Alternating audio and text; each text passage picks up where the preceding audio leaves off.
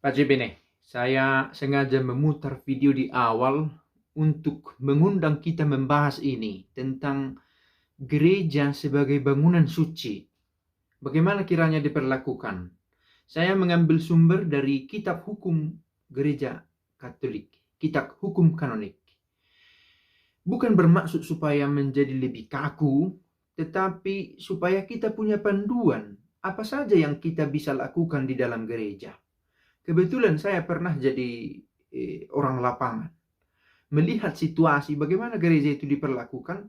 Beberapa bisa diterima, beberapa tidak elok juga untuk dilaksanakan. Nanti kita bahas contohnya.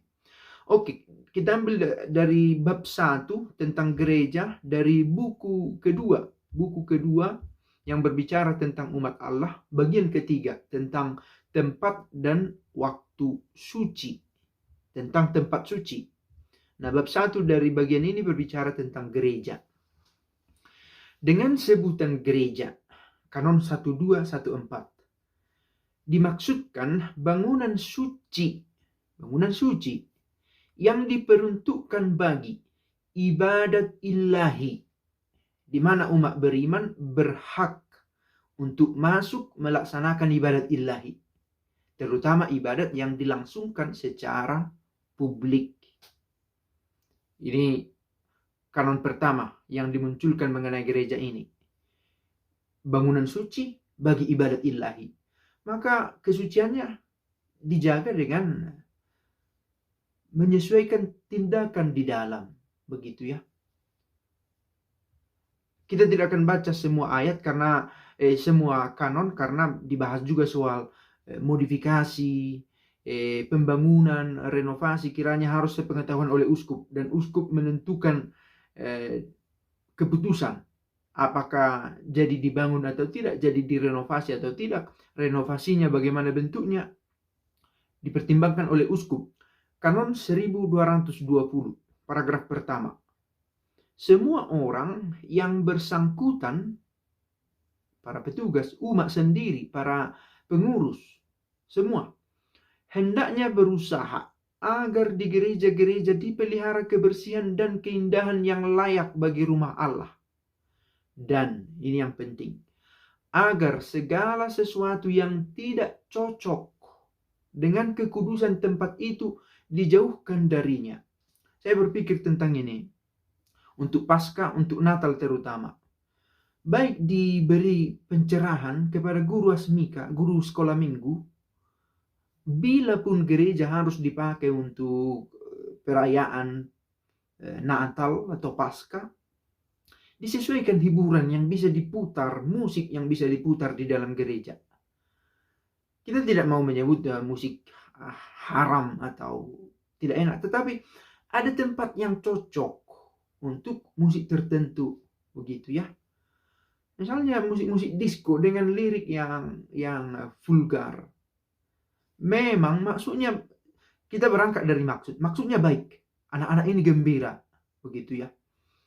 Tetapi tidak cukup hanya membuat gembira anak-anak, membuat tarian katakanlah untuk anak-anak supaya senang. Lalu guru sekolah minggu dengan polosnya membuat musik yang lagi tren di TikTok, di Instagram, di media sosial, diputar di dalam gereja. Kita bayangkan itu.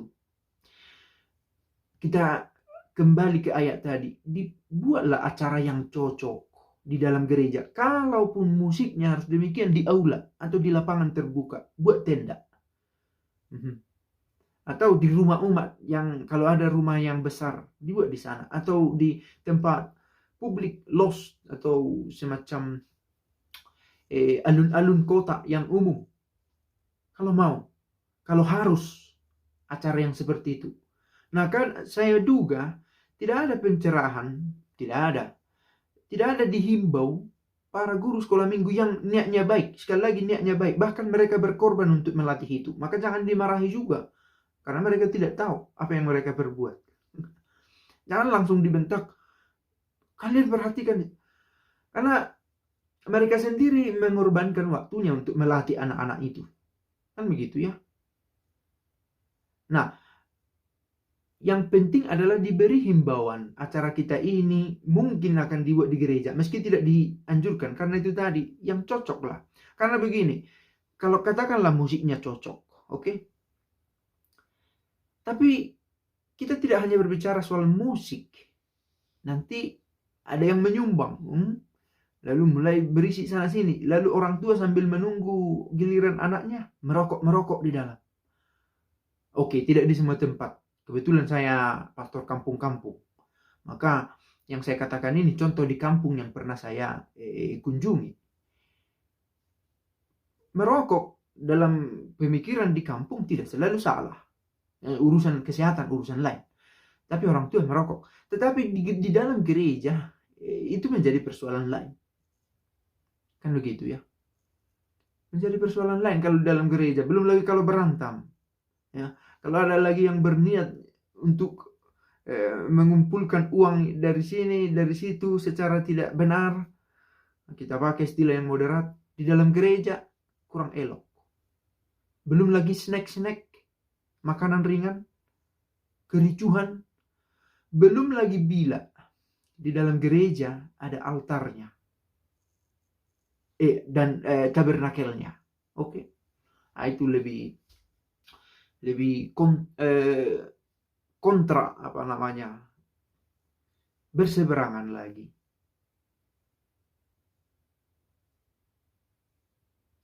Ini tadi, segala sesuatu yang tidak cocok dengan kekudusan tempat itu dijauhkan darinya. Begitulah cara kita menghormati. Karena kadang begini, yang penting kan hati kita itu terarah kepada Tuhan. Tidak bisa juga sesederhana itu. Toh ada unsur-unsur lain yang kita jaga. Hidup kita tidak selalu bisa segampang itu. Tanpa bermaksud membuat lebih kompleks, kan begitu ya. Yang penting kan anak-anak gembira. Tidakkah lebih baik anak-anak gembira dan gereja tetap dijaga keilahiannya? Bukan berarti demi anak-anak yang gembira banyak hal yang dikorbankan. Tetapi memang gereja bisa saja dibuat seperti itu bila ini. Jika suatu gereja sama sekali tidak dapat dipergunakan lagi, memang tidak dipakai lagi untuk ibadah ilahi, dan juga tidak ada kemungkinan untuk memperbaikinya, katakanlah sudah dibangun gereja lain, gereja itu dapat diubah oleh uskup diosesan untuk penggunaan profan. Penggunaan profan. Penggunaan profan di sini itu jadi hiburan anak-anak asmika, makan bersama di dalam gereja. Tetapi bukan penggunaan kotor, menjadi diskotik, menjadi memang kemungkinan ini masih sangat kecil untuk kita. Tetapi di negara-negara Eropa rasanya peraturan ini semakin ketat. Karena menjadi restoran dan hotel, motel, itu bisa mengganggu. Nah, saya pikir poin itu saja yang kita mau tekankan, meskipun di sini ada banyak kanon yang berbicara tentang gereja. Supaya